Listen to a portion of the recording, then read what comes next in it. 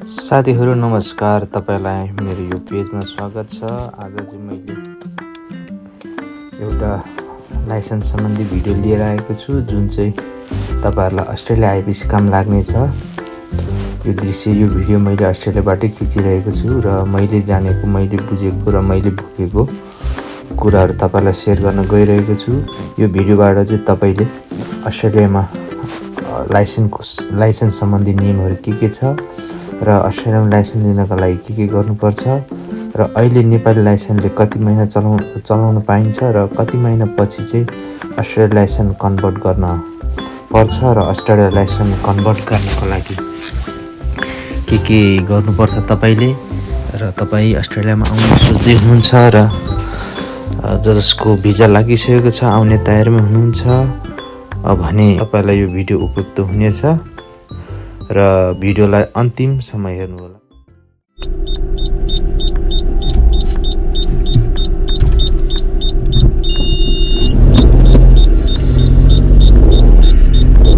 Hello guys, good morning. Hope you guys all good. I'm also good. So आज चाहिँ मेरो यो 9:30 को शिफ्ट काम भएको हुनाले म रेडी भएर काममा गइरहेको छु। तपाईले भोलुङको दृश्य हेर्न सक्नुहुनेछ। जाडो बढ्यो साथी हो, जाडो बढ्यो, अस्ट्रेलियामा जाडो बढ्यो।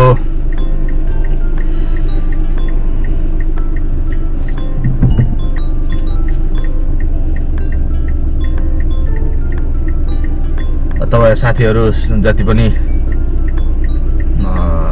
भाइ बहिनीहरू नयाँ आउन खोज्नको लागि ट्राई गरिरहेको छ, अस्ट्रेलियाको बारेमा बुझ्न चाहिरहेको छ भने यो भिडियो तपाईँहरूको लागि पनि हुनेछ।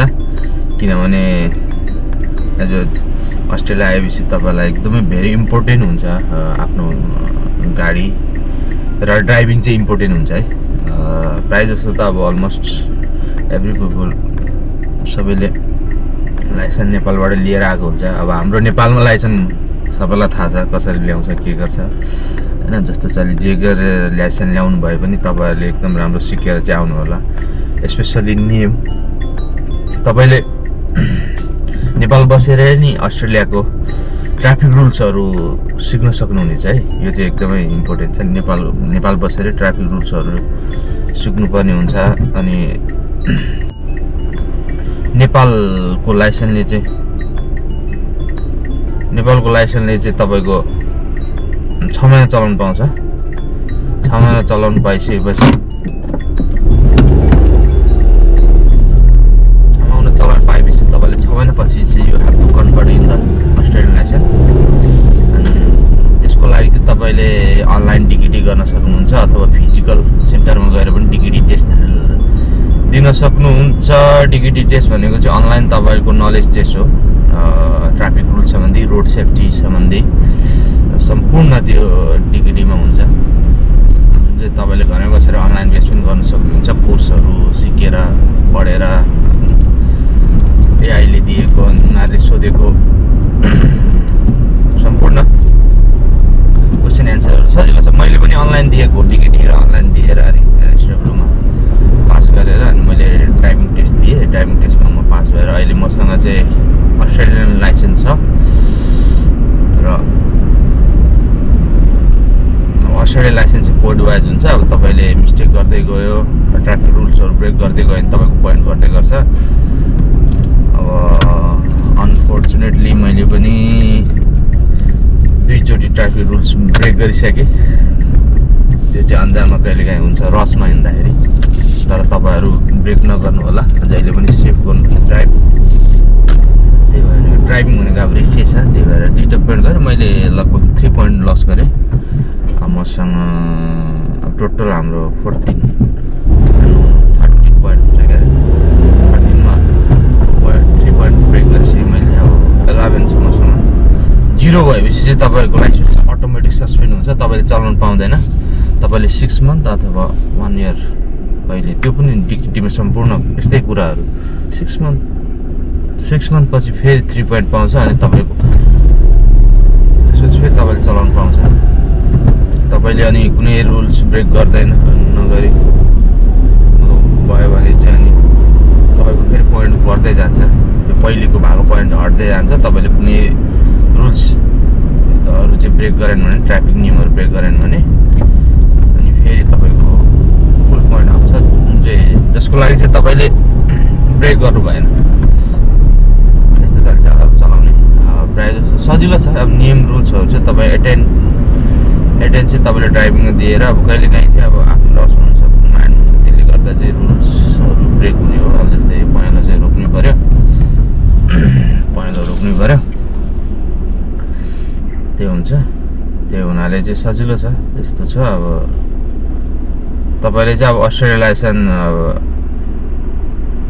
नेपालबाट आउँदै हुनुहुन्छ भने अभियसली अब नेपाली लाइसेन्स त ल्याउँदै हुनुहुन्छ होला होइन। प्रायः जस्तो मोस्ट अफ पिपुलले ल्याउँछ नि।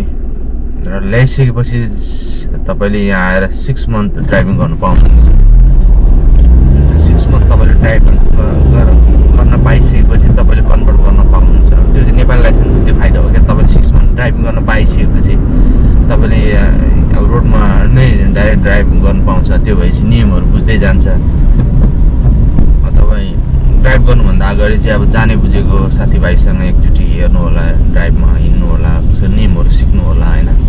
फिजिकल त्यसैले सिक्दा पनि तपाईँलाई थाहा हुन्छ। अथवा तपाईँले अनलाइनबाट अहिले नि नियमहरू पढ्न सक्नुहुन्छ क्या, जुन चाहिँ तपाईँलाई डिकिडी दिनलाई पछि काम लाग्छ। आखिरमा डिकिडी दिनैपर्छ 6 मन्थमा यहाँको लाइसेन्स कन्भर्ट गर्नको लागि। र कन्भर्ट र नन कन्भर्टमा चाहिँ के फरक छ भने, कन्भर्ट गर्दा चाहिँ तपाईँलाई फुल लाइसेन्स आउँछ, जुन चाहिँ तपाईँको नेपालको 2 इयर्स पुरानो लाइसेन्स हुनुपर्छ है। फेरि त्यसको लागि 2 इयर्स पुरानो लाइसेन्स भयो भने चाहिँ तपाईँले फुल्ली यहाँको फुल लाइसेन्स पाउनुहुन्छ होइन, जुन चाहिँ 13 पोइन्टको हुन्छ। अब तपाईँले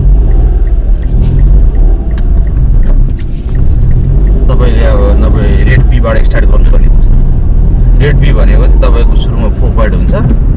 रेड पी भनेको चाहिँ त्यहाँको तपाईँको लर्नर लाइसेन्स जस्तो हो। तपाईँलाई सुरुमा दिएको 4 पोइन्ट दिएर सुरुमा दिएको लाइसेन्स हो। रेड पीमा चाहिँ अब तपाईँको धेरै स्पिड हाक्नु नमिल्ने, धेरै रेस्ट्रिक्सनहरू हुन्छ। एकदम क्लियरली भन्नुपर्दा धेरै रेस्ट्रिक्सनहरू हुन्छ। र त्यो रेस्ट्रिक्सनहरू फलो गर्दै गएपछि तपाईँको इयरली वाइज तपाईँको ड्राइभिङ इन्सुरेन्सहरू उनीहरूले गर्दै जान्छ। रेड पीपछिबाट अब ग्रिन पी हो क्या अरे, ग्रिन पी पछि ग्रिन पी 1 र 2 अनि पछि रेड पी पछि ग्रिन पी, ग्रिन